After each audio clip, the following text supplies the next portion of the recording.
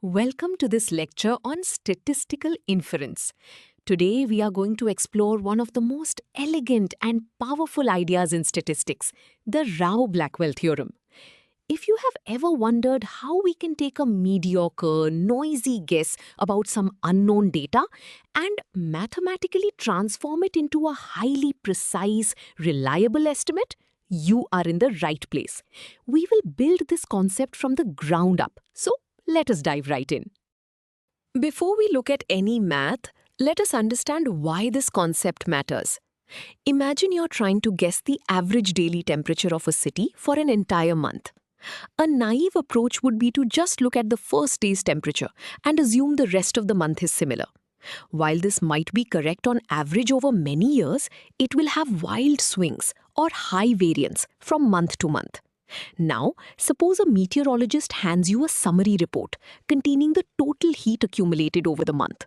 The Rao-Blackwell theorem is essentially a mathematical recipe that lets you combine your rough first-day guess with that perfectly summarized data to create a superior, much more stable guess.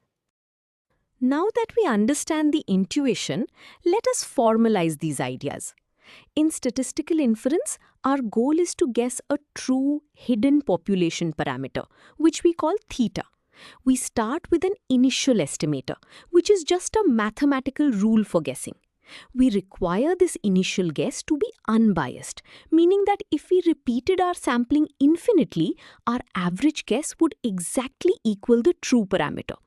Next, we need what is called a sufficient statistic. You can think of this as a perfect summary of your data that contains every single drop of useful information about theta. The theorem will show us how to merge these two pieces. This brings us to the core formula of the theorem. Conceptually, this formula takes our initial rough guess and averages it out over all the possible scenarios that match our perfectly summarized data. Let us look at the symbols.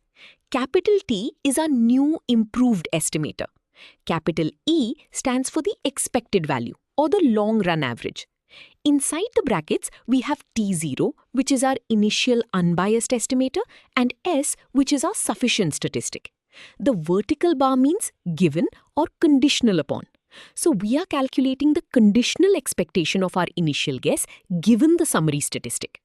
If the summary statistic increases, our new estimator adjusts accordingly, but it strips away the unnecessary noise, leaving us with a much more precise tool. Before we move on to the proofs, let us see this formula in action with a concrete example. Suppose we want to estimate the probability of a biased coin landing on heads, which we will call P. We flip the coin n times. Our initial unbiased estimator is incredibly simple. We just look at the very first flip. If it is heads, we guess 1. If tails, we guess 0. This is a terrible guess because it ignores almost all of our data. However, we also know that the total number of heads across all flips is a sufficient statistic for P. We are going to use our formula to condition our rough first flip guess on this total sum. Continuing with our coin example, we apply the Rao-Blackwell formula. We take the expected value of the first flip given the total number of heads. Because the first flip can only be 0 or 1, its expected value is simply the probability that it equals 1. By basic logic and symmetry, if we have S heads distributed randomly among n total flips, the chance that the very first flip is a head is just S divided by n. This is our final answer. Notice the physical meaning here. The math automatically guided us from a weak single flip guess to the sample mean, which uses all the data and has a much smaller variance. Now that we have seen a simple case, let us tackle a more advanced example involving the Poisson distribution. This is often used to model events over time, like emails arriving in an inbox. We want to estimate the probability that exactly 0 emails arrive in a given hour. We define an initial indicator variable that equals 1 if the first observation is 0 and equals 0 otherwise. This is an unbiased estimator. But again, it is highly inefficient because it only looks at the first hour. We will use the sum of all observations as our sufficient statistic to improve this guess. Moving forward with our Poisson example, we set up our new estimator as the conditional expectation of our indicator variable given the total sum. Just like before, this simplifies to the conditional probability that the first observation is 0 given the total sum. To solve this, we use the standard definition of conditional probability, the probability of both events happening divided by the probability of the given event. The numerator becomes the probability that the first observation is 0 multiplied by the probability that the remaining n-1 observations add up to the total sum S. Let us finalize this Poisson example. We substitute the actual Poisson probability formulas into our fraction. Notice that the unknown parameter lambda appears in both the numerator and the denominator. Because our sum is a truly sufficient statistic, all the lambda terms perfectly cancel out. After simplifying the factorials and exponents, we are left with a beautifully simple final result. 1 minus 1 over n, all raised to the power of s. The physical meaning of this final answer is profound. We have created a highly efficient, valid statistic that can be calculated entirely from the data, completely free of the unknown parameter. So, we have successfully used the formula in 2 examples. This brings us to the proofs. We must prove 2 things: that our new estimator is unbiased and that its variance is smaller. Let us start by proving unbiasedness. This chunk of the proof establishes that the expected value of our new estimator is exactly the same as our original guess. We begin by applying a fundamental rule of probability known as the law of total expectation, or the Tower property. This law states that the unconditional expected value of a random variable is equal to the expected value of its conditional expectations. Intuitively, if you average the data in chunks and then average those chunks together, you get the overall average. Continuing with our proof of unbiasedness, we look at the direct result of the law of total expectation. The inner conditional expectation is exactly how we defined our new estimator, capital T. Therefore, the expected value of T is exactly equal to the expected value of our original estimator, T0. Since we stated at the very beginning that our initial estimator is unbiased, its expected value is exactly equal to the true parameter theta. By substitution, our new estimator also has an expected value of theta. This completes the first half of the proof. We have mathematically guaranteed that if your original guess was centered on the truth, your new improved guess will also be perfectly centered on the truth.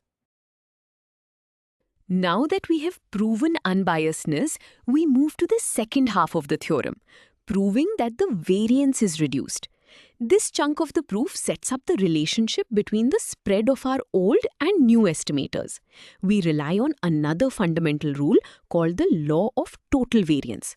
This law breaks down the total variance of our initial rough guess into 2 distinct, non-negative components based on our conditioning variable, S. The first part is the variance of the conditional expected values, which is exactly the variance of our new estimator, T. The second part is the expected value of the conditional variances. By substituting T into the first term, we can clearly see how the 2 variances relate. Let us conclude the proof of variance improvement. We look at the extra term in our equation, which represents the average amount of variation remaining in our initial guess even after we know the summary statistic. Because variance is a measure of squared distances, a conditional variance can never be negative. Therefore, its expected value must also be 0 or positive. This is the crucial mathematical intuition. We are always adding a positive amount to the variance of our new estimator to equal the old one. If we remove this positive extra term, the right side becomes smaller, leading directly to our final inequality. We have proven that the new estimator is strictly better, giving us a tighter, more reliable guess. To truly cement this concept, let us look at a visual representation of what we just proved. On the screen, you see 2 bell curves representing the distribution of our guesses. The horizontal axis represents the possible values of our estimates, and the vertical dashed line is the true parameter, theta.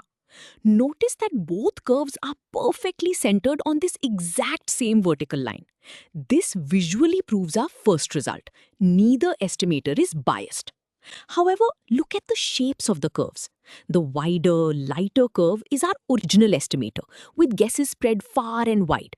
The darker, narrower curve is our Rao-Blackwellized estimator.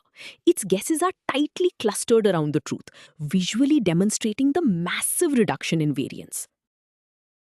We have covered a lot of ground today, so let us summarize the key takeaways from the Rao-Blackwell theorem.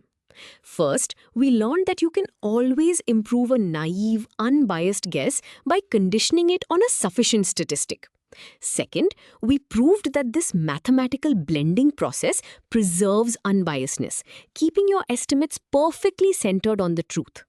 Third, and most importantly, we proved that it strictly reduces or maintains the variance, extracting every ounce of useful information from your data. You have now mastered a cornerstone of statistical inference, bridging the gap between raw guesses and highly optimized statistical tools. Great job following along.